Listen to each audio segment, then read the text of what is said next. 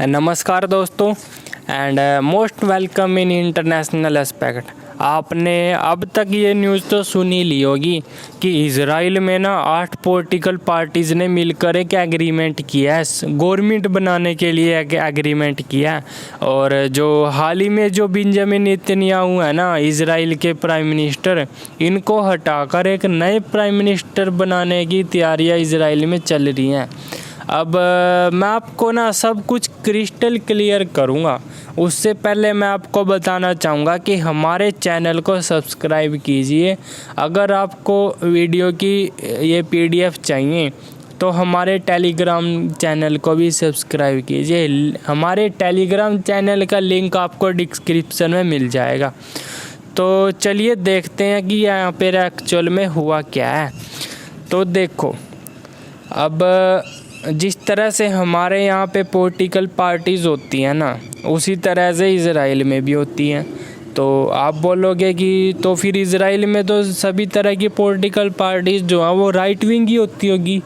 तो ऐसा नहीं है।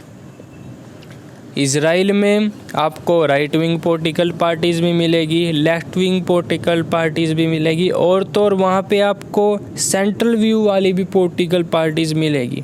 जो पार्टीज़ ये बोलती है कि ना तो हम राइट विंग पॉलिटिकल पार्टीज़ के साथ है, ना हम उन लेफ्ट विंग वालों की विचारधारा के साथ हैं। तो आपको सभी तरह की पॉलिटिकल पार्टीज़ इज़राइल में मिलेगी। अब देखो, इज़राइल में क्या हुआ कि जो 8 पॉलिटिकल पार्टीज़ हैं ना, इन्होंने मिलकर एक एग्रीमेंट किया पावर में आने के लिए। अब आप ये स्क्रीन पर ये सारे पॉलिटिकल पार्टीज़ की ये लिस्ट है ना, ये आप देख रहे हो। इसमें ये बताया हुआ है कि भाई किस पॉलिटिकल पार्टीज़ के पास कितनी सीटें हैं। फॉर एग्ज़ाम्पल, बेंजामिन नेतन्याहू की आप सबसे ऊपर देख रहे हो ना, 30 सीटें हैं, और टोटल इज़राइल में 120 सीट्स हैं। जिस तरह हमारे यहाँ लोकसभा राज्यसभा होती है ना, इसी तरह वहाँ पे जो गवर्नमेंट बनाने के लिए ना, बहुमत के लिए 61 सीट्स चाहिए।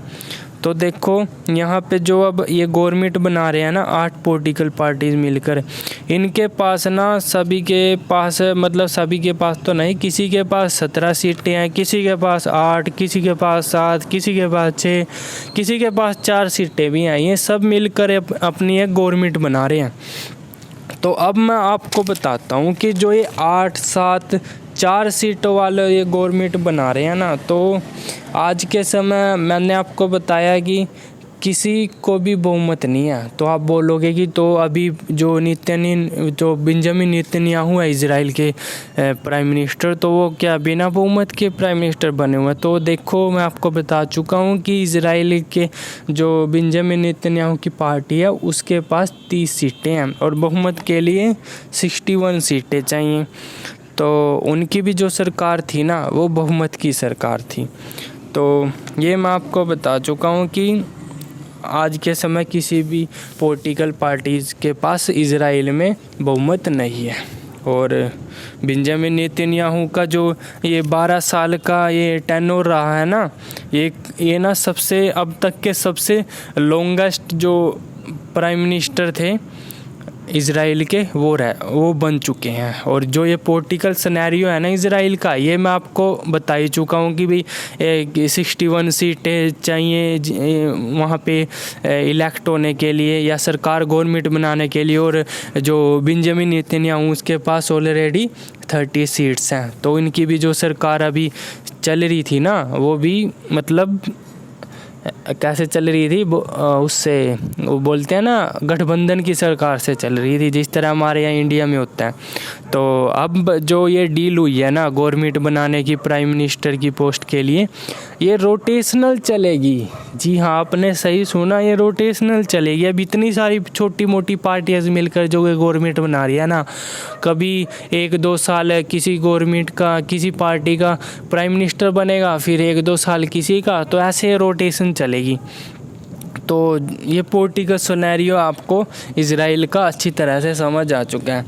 अब जो ये है ना, वहाँ पे जो भी ये रोटेशन चलेगा, तो सबसे पहले वहाँ पे 2 साल के लिए प्राइम मिनिस्टर बनेंगे।